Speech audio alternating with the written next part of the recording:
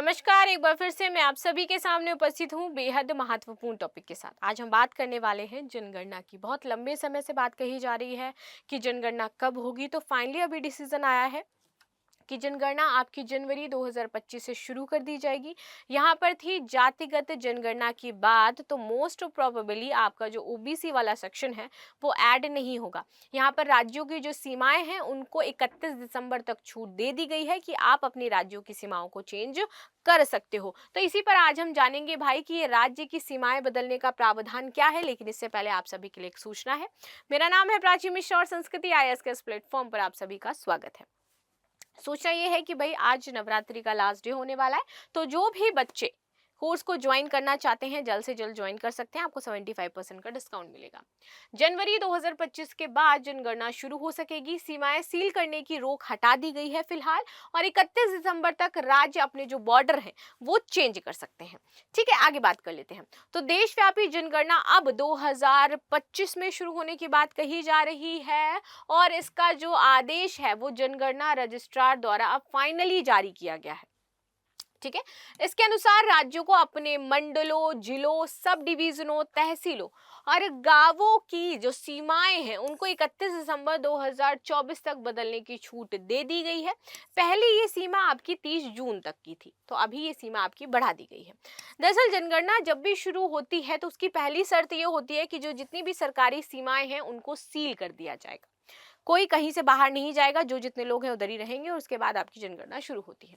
अब 1 जनवरी 2025 के बाद कभी भी जनगणना आपकी शुरू हो सकती है। आगे बात करें, ओबीसी से जुड़ा कॉलम जो है उस पर जोड़े जाने की जो संशय है वो बनी हुई है। कहा जा रहा है कि शायद आपका ये जो ओबीसी संबंधी कॉलम है उसको ऐड किया भी जा सकता है और नहीं भी किया जा सकता है। अगर सवाल जोड़ना है तो जनगणना एक्ट में संशोधन करना पड़ेगा। अगर आपको यहाँ पर जो है सेक्शन जोड़ना है या फिर कॉलम लाना है तो पहले तो आपको संशोधन करना पड़ेगा, और जब जनगणना एक्ट में संशोधन होगा तो चीजें और लंबी खिंच जाएंगी, आगे फिर जनगणना नहीं हो पाएगी। तो इसलिए यहाँ पे कहा जा रहा है कि शायद बिना ही कॉलम के आपकी जो जनगणना है वो शुरू हो जाए। जनगणना जल्दी पूरी करने के दो बड़े कारण हैं।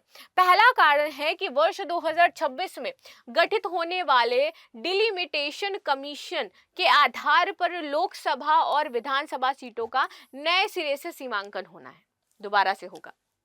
ठीक है, 2026 में, और 2026 तक लोकसभा, राज्यसभा और विधानसभाओं के निर्वाचन क्षेत्रों की संख्या में फ्रीज लगा दिया जाना है। तो इस वजह से बोला जा रहा है कि भाई आपको 2025 के पहले पहले तो जनगणना करनी ही है। ठीक, आबादी के नए आंकड़ों के हिसाब से इन निर्वाचन क्षेत्रों का नए सिरे से सीमांकन होगा।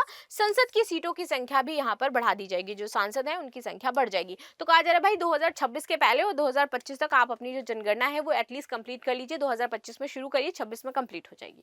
ठीक है, दूसरा कारण यह है कि इन बड़ी सीटों के हिसाब से महिलाओं के लिए लोकसभा व विधानसभा में क्या है, 1/3 जो सीटें हैं वो आरक्षित करी जाएंगी, और इसके लिए ऐतिहासिक विधेयक सितंबर 2023 में पारित किया जा चुका है। विधेयक का जरा नाम बताना क्या था, अगर आप सभी को याद हो तो कौन सा विधेयक पारित किया गया था? नारी शक्ति वंदन अधिनियम, समथिंग ऐसे ही कुछ था ना। चलो आगे आ जाते हैं। अगली जनगणना 2035 में होगी। अभी ये 2025 में हो जाएगी, इसके बाद 2035 में फिर से होगी। तो 2025 में जनगणना के नए संसद चक्र आएगा, इसके बाद 2035 और वर्ष 2045 में आपकी जनगणना शुरू होगी। वर्ष 1881 में हर 10 साल बाद होने वाली जनगणना वर्ष 2021 में होनी थी, लेकिन 3 वर्ष की देरी हो चुकी है। पूरी कवायद है कि 2 से 2.5 वर्ष में ये पूरी हो जाएगी।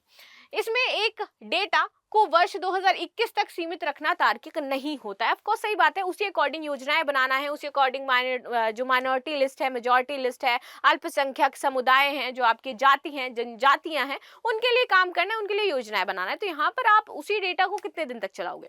ठीक है, जनगणना की जो कवायद 3 वर्ष में फैली होती है उसे 18 से 24 महीने में पूरा करने का प्रयास यहाँ पर किया जाएगा। शायद ऐसा हो सकता है।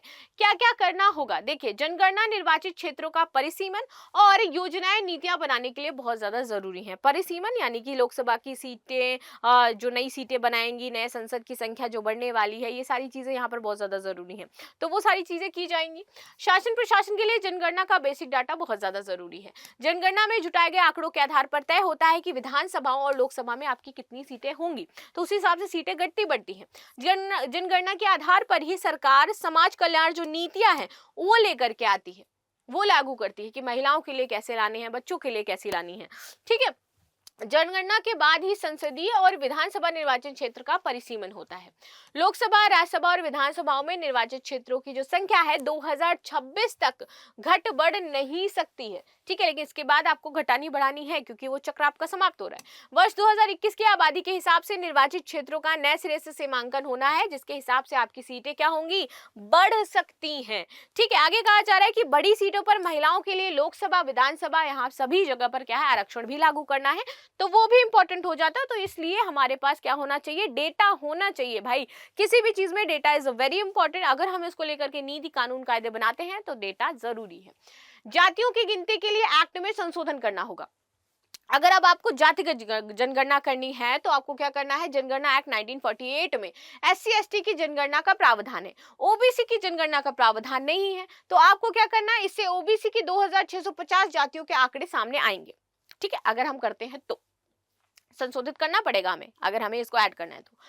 वर्ष 2011 की जनगणना के अनुसार मार्च 2023 तक 1270 SC और 748 ST जातियां थी। 2011 में SC जो आबादी है वो 16.6% और ST आबादी 8.6% थी, जो कि नो डाउट अब आपकी क्या है, बढ़ चुकी है। ये आगे बात कर लेते हैं। सामाजिक आर्थिक गणना के जो आंकड़े हैं वो जारी नहीं किए गए हैं अभी तक। देखिए, मनमोहन सिंह की सरकार के दौरान आपके 2011 में सामाजिक आर्थिक और जातिगत जनगणना करवाई गई थी, लेकिन उसके आंकड़े किसी ना किसी वजह से सार्वजनिक नहीं किए गए। ठीक है, और इन आंकड़ों को हाउस होल्ड में डाल दिया गया। क्या होगा जनगणना से हासिल, देखिए राज्य में किस जाति की कितनी आबादी है ये हमें पता चलेगा यदि हम जनगणना करवाते हैं तो।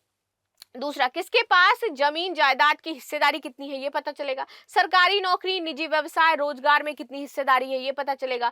किस वर्ग में शिक्षा का स्तर सबसे ज्यादा है ये पता चलेगा, और किस समाज में कितने लोग दूसरे राज्य या दूसरे देशों में रह रहे हैं इससे हमें ये पता चल जाएगा। अंग्रेज कराते थे जातिगत गणना। कहा जाता है कि शुरुआत में 1881 में देश में पहली बार अंग्रेजों ने ऐसी जनगणना करवाई थी। ठीक है, 1931 तक ऐसे ही चलता रहा और 1941 में जाति जनगणना जो हुई थी, लेकिन इसके आंकड़े सार्वजनिक नहीं किए गए क्योंकि उसके बाद हमें लगा कि बहुत ज्यादा जरूरत नहीं है भाई इस तरीके से।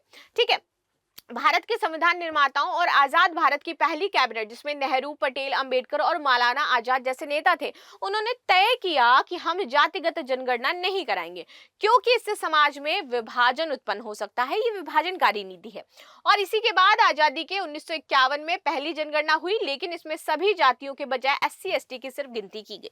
जनगणना में SC/ST की गिनती भी इसलिए कराई गई क्योंकि उन्हें आरक्षण देना था और ये संवैधानिक बाध्यता थी हमारी, इसलिए हमने ऐसा करवाया था तब। ठीक है, क्योंकि हमें उन्हें आरक्षण प्रदान करना था। नोडल मंत्रालय इसका क्या है, तो जनगणना का संचालन महारजिस्ट्रार एवं जनगणना आयुक्त जो कार्यालय है उसके द्वारा होता है, गृह मंत्रालय द्वारा आपका किया जाता है। लास्ट में आपके लिए क्वेश्चन है कि भारत की जनगणना किस वर्ष से शुरू होगी, 30, 25, 35 या फिर 40? तो आप सभी कमेंट में आंसर जरूर दीजिएगा। मिलते हैं नेक्स्ट क्लास में, तब तक के लिए धन्यवाद। लाइक शेयर सब्सक्राइब करना बिल्कुल भी ना भूलें and thank you so much.